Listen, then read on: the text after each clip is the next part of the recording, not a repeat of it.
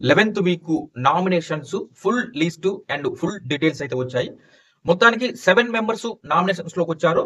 మరి ఈ 7 మెంబర్స్ నుంచి బిగ్ బాస్ క్యాప్టెన్ కి ఒక పవర్ ఇవ్వడం జరుగుతుంది, ఒకరిని సేవ్ చేయమని. ఆ రకంగా 7 మెంబర్స్ లో ఒకరు సేవ్ అయిపోతారు. మరి ఎవరికి ఎలా ఎవరిని ఎవరు చేశారు అని చూసినట్లయితే ఈసారి నామినేషన్స్ మొత్తం కూడా రచ్చో రచ్చో బ్యహ అనే విధంగా ఉంటది కదా, మామూలుగా జరగలే.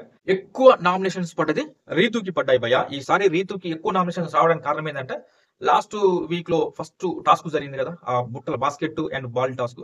అక్కడ సంచాలకులుగా తను తీసుకున్నటువంటి స్టాండ్స్ 3-4 టైమ్స్ తనకు తనే మార్చుకుంటూ వెళ్ళిపోయింది. కొన్నిసార్లు ఏమో సానుభూతి పరంగా అన్నట్టు తీసేసింది, కొన్నిసార్లు ఏమో ఇంటెన్షన్ తోటే మిస్టేక్ చేసింది. ఒక స్టాండ్ మీద నిలబడలే సంచాలకులుగా.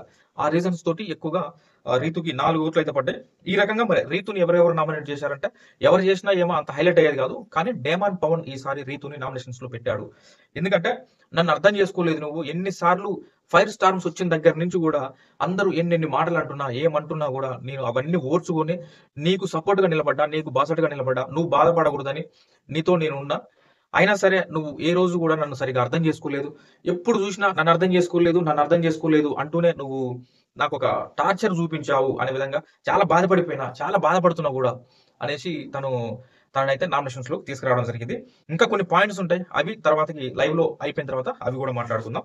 మెయిన్ గా ఈ పాయింట్స్ తోటైతే ఇది కొంచెం వాళ్ళిద్దరు ఎలా ఉంటున్నారు, వాళ్ళ రిలేషన్ ఏంటి, అంత క్లోజ్ గా అంత ఎఫెక్షన్ గా ఇద్దరు కూడా ఒకరికొకరు నువ్వంటే నాకు స్ట్రెంత్, నేనంటే నీకు స్ట్రెంత్ అనే విధంగా ఇద్దరు కూడా అవసరం కుదిరినప్పుడల్లా మన వీకెండ్స్ లో కావచ్చు ఎక్కడైనా సరే ఇద్దరు ఆ విధంగా చెప్పుకోరు. నిన్న మన బోటు ఫ్లోటింగ్ అండ్ సింక్ లో కూడా ఇద్దరు ఆడ చెప్పుకుని కూడా ఒకరికి ఒకరు ఇద్దరు కూడా సపోర్ట్ గా ఉంటారు. నువ్వు నా స్ట్రెంత్, నువ్వు నా బలం, నువ్వు నా హ్యాపీ అంటూ ఇద్దరు కూడా చెప్పుకోవడం జరుగుతుంది. మీరు అబ్జర్వ్ చేస్తే ఆ బోర్డు దాంట్లో ఇద్దరు కూడా రీతు వచ్చేసి డేమాన్ ని ఫ్లోటింగ్ లో పెడుతుంది, డేమాన్ వచ్చేసి రీతుని ఫ్లోటింగ్ లో పెడుతుంది. ఇది మీరు అబ్జర్వ్ చేయాలి. ఎందుకంటే జస్ట్ జరిగింది 1 డే క్రితమే కదా అది. ఆ రకంగా అనమాట వాళ్ళిద్దరం అయితే ఎక్కడో ఒక కన్ఫ్యూజన్. రాను రాను తగ్గిపోతున్నారు. 9 మెంబర్సే ఉన్నారు. లాస్ట్ వీక్ ఉండేది టాప్ 5 మెంబర్స్.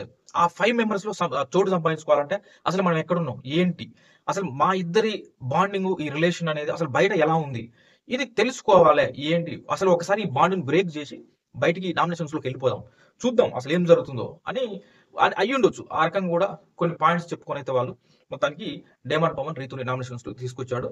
ఈ విషయం ఒక్కటే, రీతు అంత పర్ఫెక్ట్ గా టాస్కులు ప్రాణం పెట్టి ఆడుతుంది.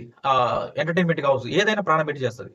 ఒక్కటే తను సడన్ గా ఒక్కసారి వాయిస్ రేజ్ చేసి 120-140 డెసిబెల్స్ ఆ స్పీడ్ అంత సౌండ్ తోటి గట్టిగా అదొక్కటి రీతు తగ్గించుకుంటే టాప్ 5 లోకి వెళ్ళే ఛాన్సెస్ ఎక్కువగా ఉంటాయి. 100% రీతుకు ఛాన్స్ ఉంది టాప్ 5 పోవడానికి.